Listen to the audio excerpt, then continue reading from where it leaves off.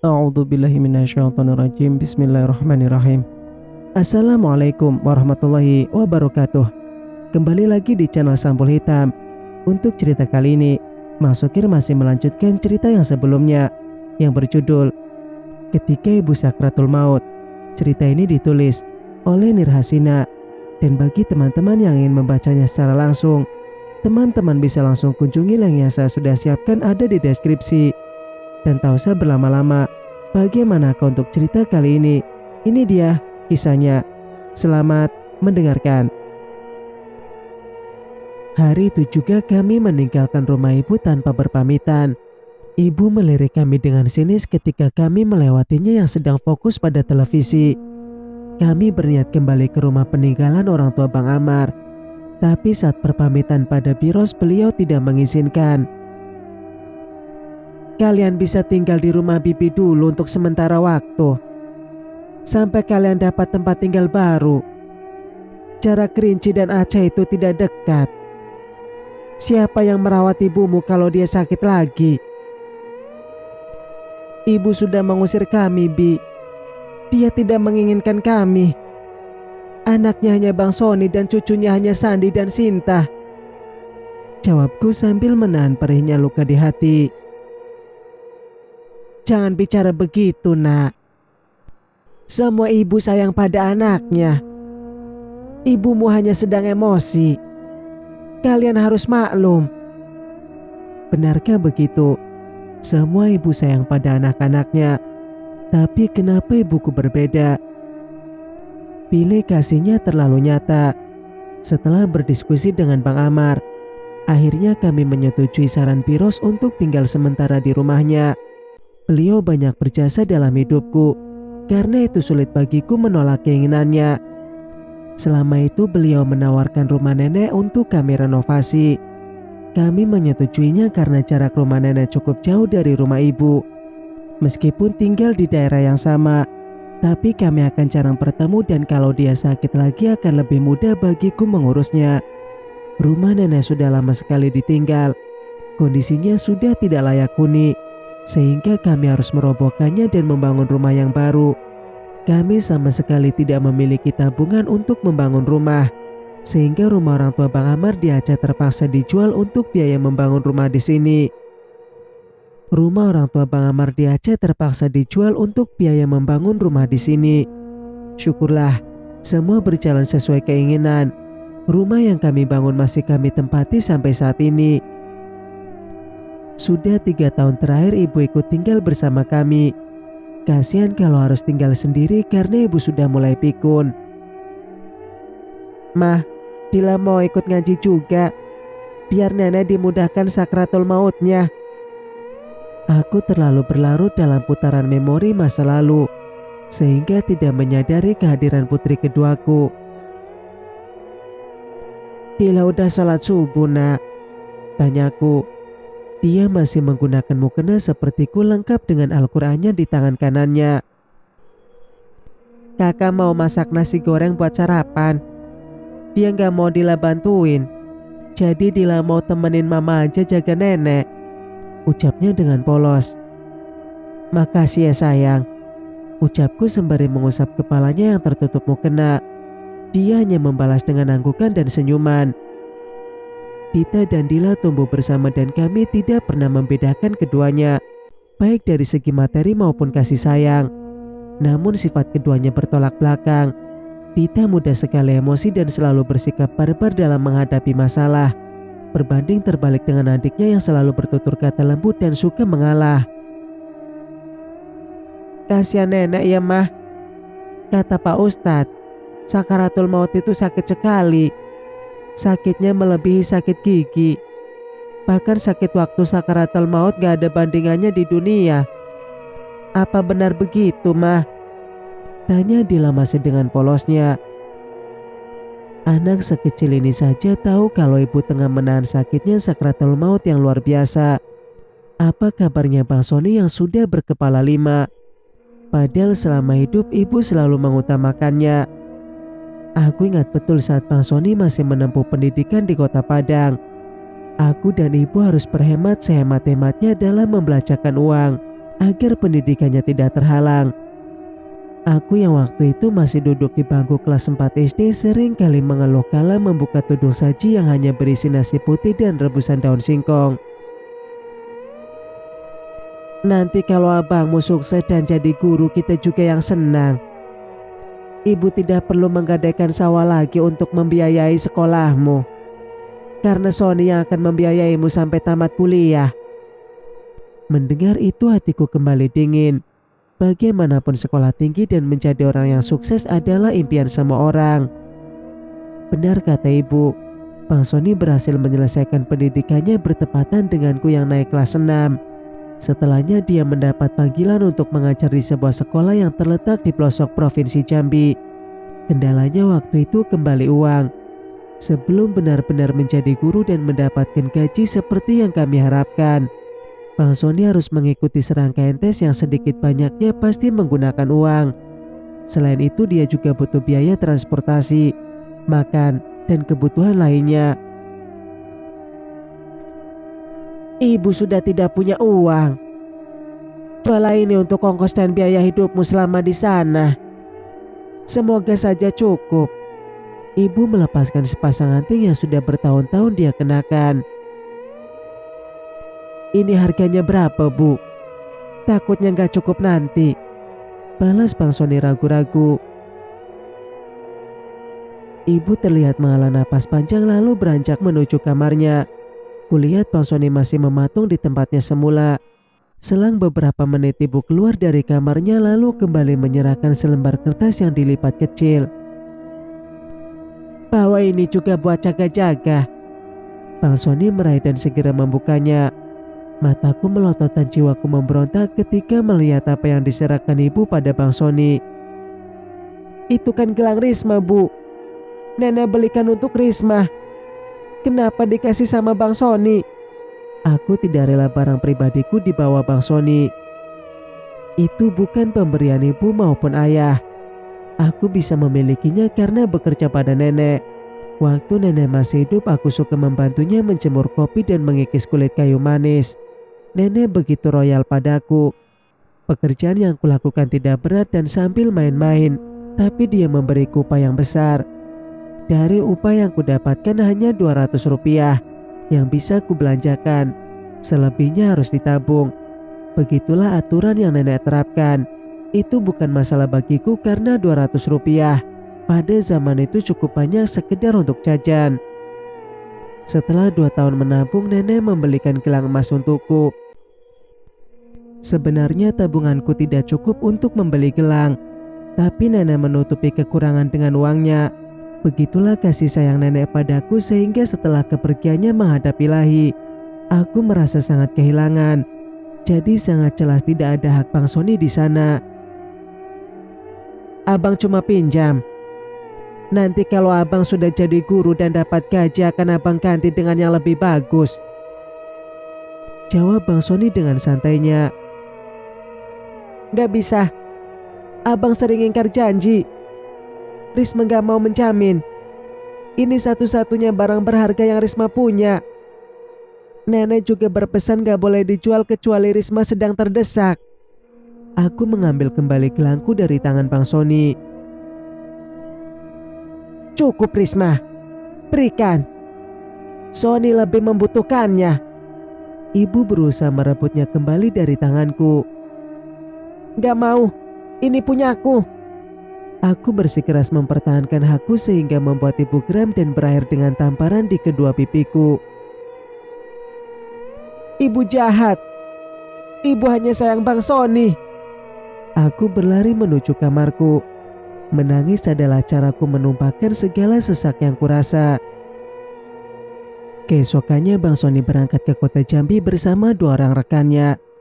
Sebelum berangkat dia berjanji padaku kalau dia tidak akan menjual gelangku jika uang hasil dari menjual anting ibu cukup untuk biaya hidupnya selama di sana. Dan kalaupun terjual dia berjanji akan segera menggantinya setelah mendapatkan gaji. 3 bulan setelahnya Bang Sony kembali menelpon untuk segera dikirimi uang.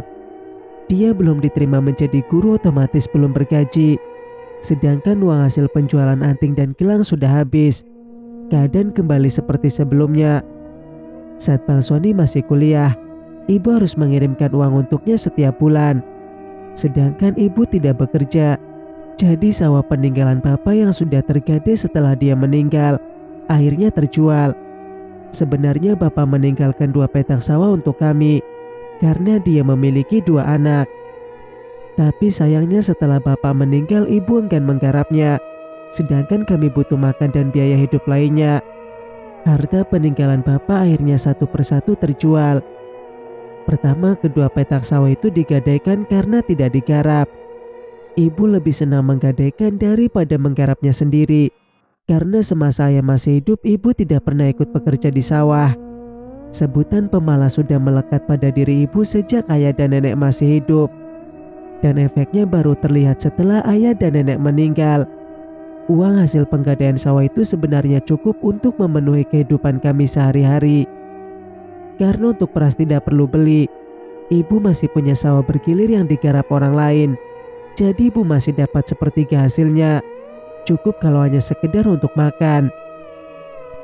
2 tahun setelah meninggalnya ayah, kebutuhan masih tercukupi. Namun berbeda pada tahun berikutnya setelah Bang Sony menginjakkan kaki di perguruan tinggi. Biaya pendidikannya yang mahal membuat ibu harus menjual harta bendanya. Kupikir keadaan buruk itu sudah usai bersama dengan selesainya pendidikan Bang Sony di perguruan tinggi. Namun nyatanya setelah lulusan pun, dia masih membutuhkan banyak uang untuk mencapai kesuksesan yang diinginkan. Untunglah keadaan buruk itu tidak berlangsung lama. Hanya 6 bulan setelah Bang Sony merantau ke Jambi, dia sudah diangkat menjadi guru. Saat hari raya Idul Fitri, dia pulang setelah beberapa bulan bekerja di sebuah sekolah di kota Jambi. Aku sangat senang karena dia membawakan banyak oleh-oleh untukku dan ibu. Dia membelikan kami masing-masing 2 setel pakaian lengkap dengan hijab dan sandalnya. Ada juga berbagai macam kue dan makanan ringan.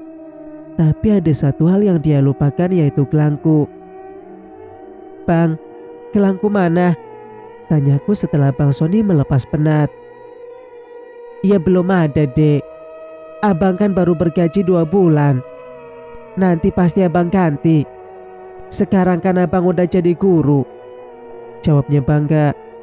Aku hanya bisa pasrah tapi belum bisa mengikhlaskan. Usai lebaran keluarga, Kak Sari datang melamar. Aneh memang, seharusnya pihak laki-laki yang melamar, tapi ini kebalikannya. Kalau orang biasa pasti sudah jadi gunjingan warga. Tapi Kak Sari anak kepala desa. Siapa yang berani menggunjingnya? Awalnya ibu menolak, karena Bang Sony baru saja bekerja. Dia belum punya uang untuk menikah. Lagi pula ada aku dan ibu yang sekarang menggantungkan hidup padanya. Tapi keluarga Kak Sari menyanggupi akan menanggung semua biaya pernikahan. Bang Sony hanya perlu menyiapkan mahar. Itu pun tidak perlu uang atau emas. Kak Sari juga mengatakan tidak masalah jika Bang Sony masih harus membiayai sekolahku. Akhirnya pernikahan mereka pun berlangsung secara meriah di kediaman orang tua Kak Sari. Setelah menikah, Bang Sony memboyong istrinya ke kota Jambi. 5 bulan pertama Bang Sony masih rutin mengirimkan kami uang. Namun kirimannya terhenti ketika Kak Sari mengandung. "Mulai sekarang abang gak bisa lagi kirim uang untuk kalian, karena abang harus menabung untuk biaya lahiran." Begitu jawabannya saat aku meminta penjelasan tentang uang kiriman yang belum sampai, padahal sudah lewat tanggal gajian. Aku tentu saja tidak terima. Begitu mudahnya mereka mengungkai janji. "Kalau begitu aku minta abang ganti gelangku yang dulu abang pinjam, biar bisa kujual untuk melanjutkan sekolah," pintaku penuh harap. "Gak bisa. Selama 5 bulan ini kan aku sudah mengirimkan kalian uang. Uang yang sudah kukirimkan setara dengan harga gelangmu itu. Jadi kita impas," jawabnya tanpa rasa bersalah. Semenjak itu aku tak pernah lagi meminta uang padanya. Ibu pun terpaksa bekerja menjadi buruh sawah agar kami tetap bisa makan. Setiap hari Minggu atau libur sekolah, aku pun ikut menjadi buruh sawah. Lumayan untuk membeli buku dan perlengkapan sekolah lainnya. Beberapa bulan kemudian, Bang Sony dan Kak Sari pun pulang. karena Kak Sari mau melahirkan di kampung. Masalah kembali terjadi saat Sandi lahir. Mereka mau mengadakan syukuran dan akikah untuk anak pertamanya, namun biayanya dibebankan kepada ibu. Pastinya kami keberatan. Untuk makan saja kami sulit, apalagi harus menanggung biaya syukuran. Tolonglah Bu, apa kata orang kalau Sony tidak mengadakan syukuran padahal Sony seorang PNS? Malu sama keluarga besar Sari Bu. Mereka orang terpandang. Pujuk Bang Sony suatu hari. Kamu kan sudah berjanji Sony. Bagaimana bisa kamu meminta pada ibu yang untuk makan saja susah? Mana hati nuranimu nak? Harusnya kamu yang memberi ibu, bukan malah membebankan hal yang berat pada ibu, ucap ibu sambil menangis. Tolonglah Bu, uang gajiku sudah habis untuk membeli Sari untuk 1 set perhiasan. Sari malu sama keluarganya kalau nggak punya perhiasan Bu. Dia itu kan istri PNS. Ibu dapat uang dari mana nak? Lembut sekali tutur kata ibu kalau berhadapan dengan Bang Sony. Berbeda denganku yang sedikit-sedikit marah. Ibu kan masih punya sawah bergilir bersama Biros dan Paman Marwan. Gadekan saja bagian ibu. Sempat terjadi perdebatan sengit antara Bang Sony dan ibu. Namun pada akhirnya ibulah yang mengalah. Sawah itu pun digadaikan pada Pak Mahmud, dengan jaminan Bang Sony akan menebus kembali di saat sudah punya uang. Bang Sony tidak pernah menebus sawah itu, sampai pada akhirnya akulah yang mau dikorbankan. Aku dipaksa menikah dengan Pak Mahmud, dan yang paling menyakitkan ibu juga menyetujuinya. Singkat cerita, sudut pandang Dita. Dila, maafkan semua kesalahan nenek sama kalian ya, supaya nenek dipermudahkan sakratul mautnya. Aku mendongak mendengar permintaan Nek Ros, kemudian menoleh ke arah Dila yang juga menoleh ke arahku, sehingga netra kami bersih tatap. Dila mengangguk lemah seolah memberi isyarat padaku untuk menuruti permintaan Nek Ros. Namun aku dengan gegas menggelengkan kepala.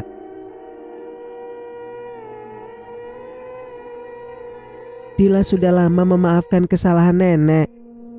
Semoga nenek juga mau memaafkan kesalahan Dila padanya. Aku tersentak mendengar rangkaian kata yang terlontar dengan mudahnya dari bibir adikku. Tidakkah dia sakit hati dengan perlakuan nenek selama ini? Alhamdulillah, Dila anak baik. Nenek pasti juga sudah memaafkan kesalahan Dila, balas Nek Ros sembari tersenyum. Kemudian dia mengalihkan pandangan padaku. Aku segera menghindari tatapannya. Kata Pak Ustadz, dendam itu penyakit hati yang akan terus menyiksa diri sendiri. Lebih baik melapangkan dada untuk memaafkan orang yang telah menyakiti kita, supaya hati kita terhindar dari sifat tercela yang dibenci Allah. Dila, dia seperti menamparku dengan kata-katanya. Dita, Mama memanggilku. Dia pasti ingin aku seperti Dila yang dengan mudah bisa memaafkan nenek. Dia pasti ingin aku seperti Dila yang dengan mudah bisa memaafkan nenek. Maaf Mah, Dita nggak bisa, jawabku. Aku segera menutup wajah ketika bayangan mengerikan itu kembali datang. Kejadian 2 tahun lalu tak pernah benar-benar hilang dari ingatan, dan kini kembali berputar di benakku. Mama baru saja membelikanku gaun yang akan kukenakan untuk acara perpisahan di sekolah. Setelah mencobanya dan merasa pas di tubuhku, aku menyimpannya di dalam lemari pakaian. Namun tanpa sepengetahuanku nenek memberikannya pada Sinta sebagai hadiah ulang tahun untuknya. Aku tidak terima dan mengambil kembali gaunku yang belum sempat dikenakan oleh Sinta. Nenek sudah marah besar karena aku sudah mempermalukannya di acara ulang tahun Sinta. Sampai di rumah kami bertengkar hebat, sehingga kejadian naas itu tak dapat dielakkan. Nenek menyiramkan minyak tanah di atas gaunku lalu melemparkannya ke kasur. Tak lupa dia juga melemparkannya korek api yang menyala. Tanpa menunggu lama, api pun langsung membesar. Aku yang tengah panik berusaha memadamkan api semampuku. Namun usahaku terhenti ketika sepasang tangan mendorong tubuhku dengan sangat kuat. "Mati kau!" ujarnya sembari mendorong tubuhku sampai jatuh ke lantai. Lalu dia berlalu dan mengunci pintu kamar dari luar. Api kian membesar, begitu juga asap yang semakin tebal. Ruang gerakku terbatas karena tidak adanya jendela di kamarku. Hanya ada ventilasi dan itu pun tidak bisa dibuka, meski sekedar untuk menyelamatkan diri. Aku berteriak sekuat tenaga, berharap ada yang mendengar dan menolongku. Mama sama Dila baru saja pergi ke undangan. Aku akan menjadi abu kalau menunggu mereka pulang. Sedangkan nenek Seri itu sudah menjelma menjadi iblis. Tidak mungkin dia tidak mendengar teriakanku, tapi dia sengaja ingin membunuhku. Dadaku terasa sesak karena terlalu banyak menghirup asap.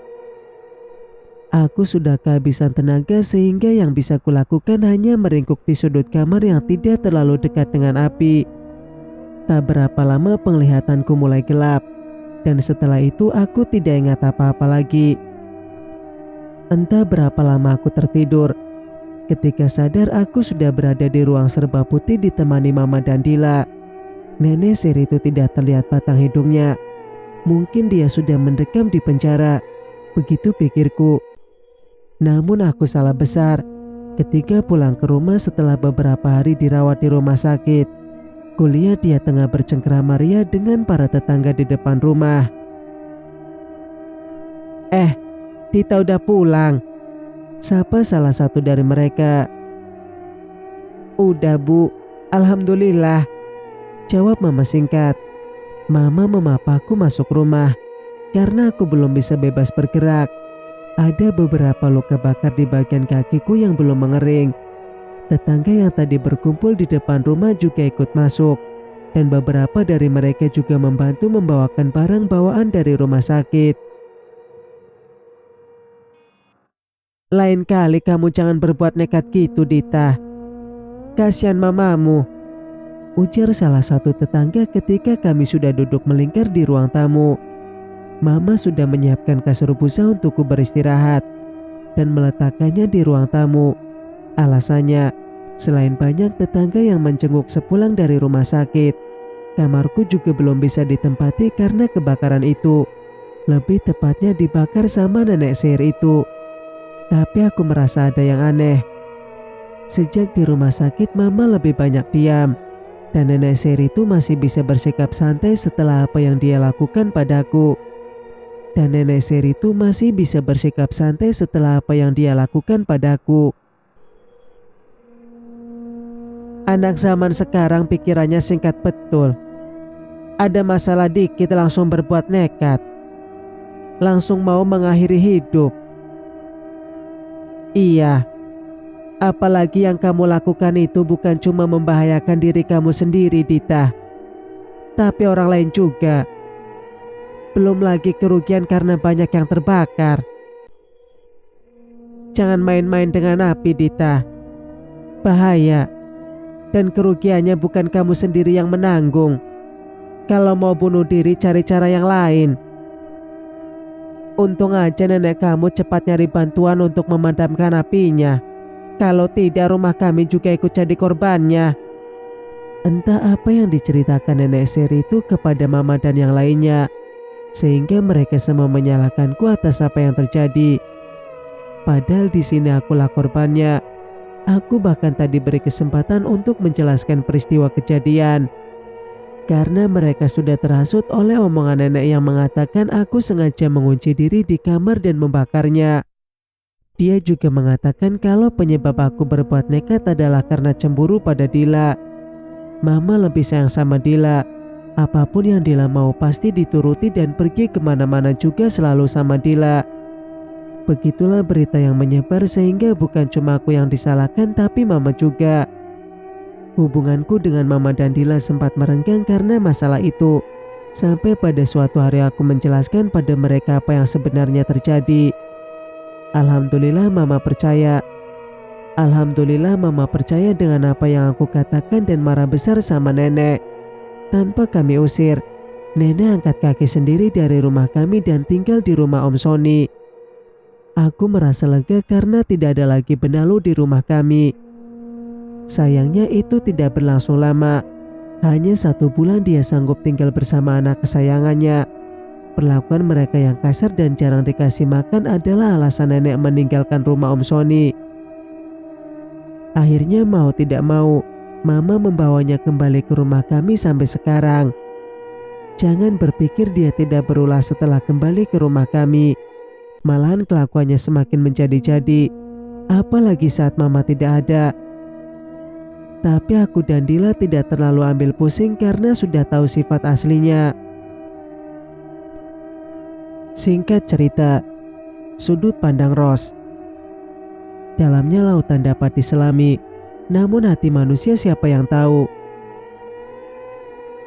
Dita, panggil Risma pada putri sulungnya. Maaf mah, Dita nggak bisa.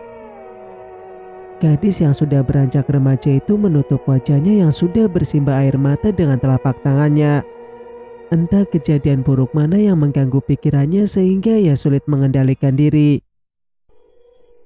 Bertahun-tahun hidup bersama dan tetap berdampingan setelah masing-masing memiliki keluarga membuatku tak asing dengan sifat buruk saudariku. Sebelum anak dan cucunya aku lebih dulu merasakannya. Aku adalah anak bungsu dari 3 bersaudara. Di antara kami bertiga bisa dibilang akulah yang paling tidak berpunya. Suamiku hanya kerja serabutan dan kami memiliki 6 orang anak yang masih kecil-kecil.